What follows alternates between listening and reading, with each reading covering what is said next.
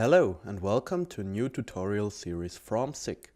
This time we will focus on the FlexiSoft motion control module Mach1 within the FlexiSoft Designer.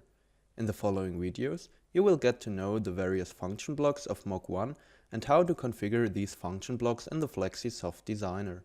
This series is divided according to the different function blocks in 7 parts. Position by reference, position cross-check, position monitor, UIA to bool converter, safe stop, speed crosscheck, and last but not least, speed monitor. The videos build on each other, so you will learn how to combine the function blocks to get a typical Mach1 logic at the end.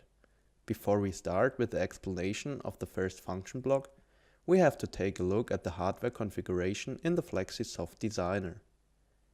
There, I have already placed a CPU3, an XTIO module and the FlexiSoft motion control module Mach1.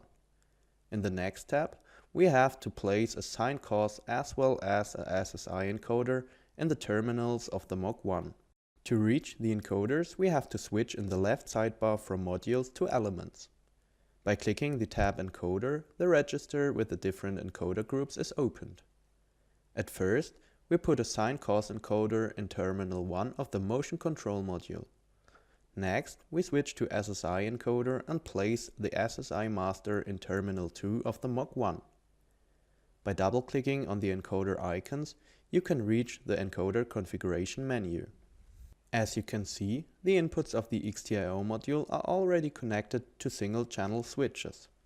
The outputs are connected to electrical lamps. This video gave you a short introduction about the tutorial series. In the next video we will start with the explanation of the function block position by reference.